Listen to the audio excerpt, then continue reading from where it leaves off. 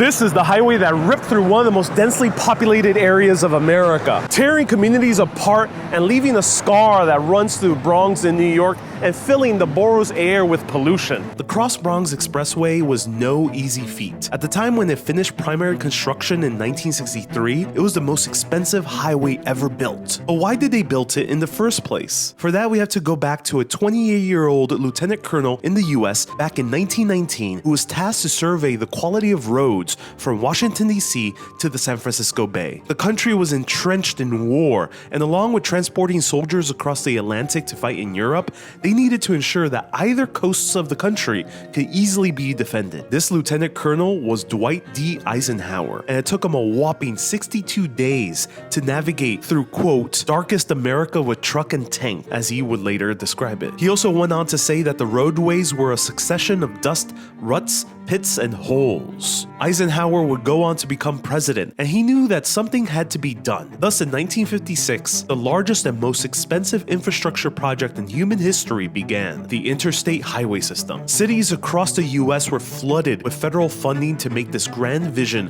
of a vast country connected with intricate network of highways into reality. In New York City, the Parks Commissioner Robert Moses took up that mantle. He was never elected into any office, but yet he had near absolute control to carve highways through New York City's metropolitan area that would change the city and its varied multicultural communities forever. Enter the Bronx. Out of the 5 boroughs of New York City, this one had the fastest growing presence of minority communities, including the Jewish community, African Americans, and Puerto Ricans. I-95 that runs from Miami to Maine had one roadblock: the Bronx. According to initial estimates, it was specifically 146 structures with 540 families. Other routes were possible, but Robert Moses was adamant in building a highway that would be a direct link across the Hudson to upstate New York and Long Island, and thus connecting the rest of the Northeast together. All opposition was swiftly squashed. Neighborhoods were destroyed. Some of those neighborhoods had thriving businesses and strong communities that were rising together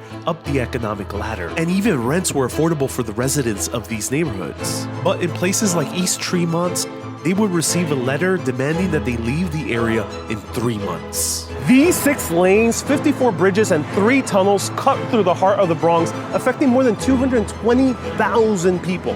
The effects are still felt to this day. It's one of the areas most clogged with traffic. And according to Columbia University, the area of the South Bronx has one of the highest rates for asthma in the country. Childhood cases are especially responsible for a large portion of hospitalizations and deaths. African Americans and Latinos are accounting for more than 80% of these cases. In contrast, another NYC neighborhood that people from all around the world flock to today was also close to being destroyed in the name of vehicular supremacy. In the marketing campaign to tarnish the reputation of this neighborhood in order to rally support for its destruction, they called it Hell's 100 Acres. The highway was going to be the Lower Manhattan Expressway, and it was going to rip through Lower Manhattan in order to connect the Holland Tunnel with both the Williamsburg and Manhattan bridges. In its path was this neighborhood, Soho, which was the largest collection of cast iron architecture in the world. Today, it's praised for its beauty and one of the most attractive neighborhoods in the city, along with a busy, fashionable shopping district. Without Soho and other neighborhoods like Little Italy and the Lower East Side, New York City would not be the same. Luckily, Governor Nelson Rockefeller officially shelved the project in 1971. Examples like these can be found all around the US, from Atlanta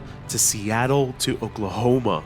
Millions of people are displaced, communities ripped apart, inequities increased, and valuable historical architecture was demolished. In the Divided by Design report by Smart Growth America and Transportation for America, they investigated how in Washington, D.C., I-395, 311 acres were lost in what could have been $3.3 billion in taxable land. 63% of those residents were black.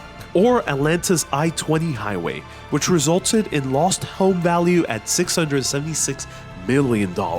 These stories serve as a wake-up call because we still have the opportunity today to repair many of these neighborhoods. Let's grow our cities in smart ways by not tearing them apart, but by connecting them together. What do you think can help the Bronx today? Stay curious, my friends.